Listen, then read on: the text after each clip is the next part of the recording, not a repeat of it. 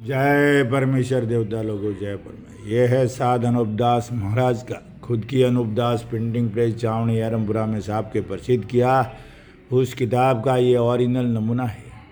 जो भाई कहते हैं कि भाई पाप छुड़ाने की डैम में गुमटी से नमूना निकालेंगे, तो तब क्या निकालोगे समझना। ये नमूने के आधार की जब किताब छपा के जाहिर करोगे और पढ़ोगे तभी तो निकालोगे ना।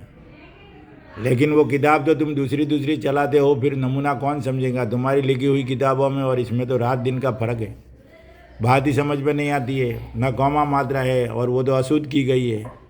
इसके लिए भाइयों जल्दी से जल्दी जो अनुपदास जी महाराज की काम करने वाले हैं और जो अनुपदास जी महाराज को दिल की गहराई से मानते हैं, उनको हर एक को नमूने की आधार की किताब पढ़नी चाहिए। ये किताब नमूने जो लोग बोलते हैं वो लिखी वो अलग थी, हस्तलिपि थी, हस्तलिपि कोई नमूना नहीं है। अनुपदास जी महाराज ने इस नमूने में, इस किताब में अपनी खुद की प्रिंटिंग पेज छपी ना, उस किताब में पेज नंबर 227 पे लिखा है कि इस किताब को अपने जीव के मुआबिक रखना और पढ़कर वाकिफ होना और पुरानी होने पर नई किताब छपाकर इसका नमूना पास रखना। यानी वो किताब नमूने के तौर पे रखना। ज़रा अकल के अंदर ख्याल करके सोचो कि महाराज क्या कह रही है। तो ये नमूना भाइयों, बाकी कोई लिखी हुई उससे कोई लेना देना नहीं है। ये किताब जो है वो नमूना अपनी खुद की प्रिंट, और अनुपदास जी महाराज ने बहुत मेहनत करके छपाई है।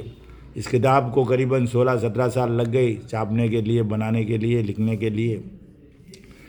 तो कोई अरे गहरे नथु गहरे ने कुछ ने नहीं लिखी है भाई। ये किताब सिर्फ और सिर्फ अनुपदास जी महाराज का नमूना है, और इसी आधार से काम करोगे जब काम होगा, वरना कुछ नहीं होगा। और ये इसकी फ़ोटोकॉपी है भाई, देख लो, सेम टू सेम, एक रत्ती पर भी नहीं है। और ये अनूप मंडल में ऐसा क्यों नहीं किया, ये कुछ समझ के बाहर है। और अगर ऐसा किया होता तो पाप छूटने में आज तो बहुत जल्दी आसानी हो जाती, दुनिया समझ भी जाती। क्योंकि जब बंटवारा होने के बाद, देश का बंटवारा होने के बाद ये भाषा जो चल रही थी हिंदुस्तान में, ये बदली की गई।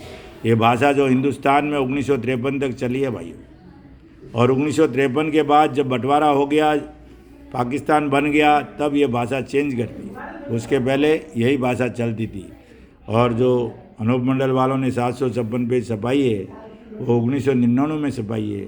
उसके पहले अगर छपाई होती तो यही भाषा में किताब छपती, ऐसी की ऐसी छपती। इसके लिए बहुत लोगों को गुमराह किया। खैर अब तो इनका सब पोल मालूम भी पड़ गई है। लेकिन भाइयों जल्दी से जल्दी इस किताब के ऊपर आ जाओ, और इस किताब से काम करोगे तो आपके घर में सुख और समृद्धि का वासा होगा, और आपकी बुद्धि दुरुस्त होगी, और आपके घर में रोग बीमारी से घटना कम होगी। वरना हम दुनिया के जाल में फंसे रहेंगे तो फिर इसका बचना मुश्किल हो। ये किताब पढ़ने के बाद एक ही तो मालूम पड़ता है कि इस सृष्टि का मालिक परमेश्वर है, और परमेश्वर के सिवा दूसरा भला नहीं कर सकता, कोई भला नहीं कर सकता। फिर हमको दूसरे के आगे क्यों गिड़गिड़ाने का, दूसरे के आगे क्यों जाने का, दूसरा क्यों उसको रखने का, दूसरा कैसे हमारा भला करेगा। वन मैन शो, एक ही, वो है परमेश्वर, इस सृष्टि का रचयिता। उसको मैं अल्लाह बोलूँ, परमेश्वर बोलूँ, लेकिन मैं उस मालिक को बोल रहा हूँ। ये तीनों नाम उसके दे रहा हूँ, अल्लाह, गॉड, परमेश्वर, उसको दे रहा हूँ। किसको? जिसने इस सृष्टि को बनाया है, ये पूरी रचना को रची है, उसको मैं परमेश्वर बोलता हूँ, और मैं सिर्फ उसको ही मानता हूँ। और अगर वो सृष्टि का मालिक है तो दूसरे की किसी की ज़रूरत नहीं है। लेकिन हमको इन हिंदुस्तान के सौदागर बनियों ने भटका दिया है। दूसरे 33 करोड़ जो देवता हम मानते हैं वो हमारे सज्जन पुरुष थे, अच्छे लोग थे, नेक लोग थे, वो कोई ख़राब लोग नहीं थे, बहुत बढ़िया लोग। लेकिन उनसे भला नहीं होता है, उनको पूजने से भला नहीं होगा, उनको बात करने से भला नहीं। वो हमारे नेक पुरुष थे। अगर वो तुम्हारे घर में कोई भगत हुआ तो उनके नाम से मीठा भोजन करके दुनिया को खिलाओ। लेकिन भला तो सिर्फ और सिर्फ परमेश्वर ही कर सकता है। इसके लिए नमूने के आधार से किताब पढ़ करके बंदोबस्त करो तो दुनिया में अमन शांति कायम होगी भाइयों। जब आपको परमेश्वर की पहचान नहीं होगी तो आपका घर का भला कैसे होगा भाई। पहले तो मुझे ध्यान में रहना चाहिए परमेश्वर के, तब जाके मेरे घर में भला होगा। जय परमेश्वर, जय परमेश्वर, जय परमेश्वर।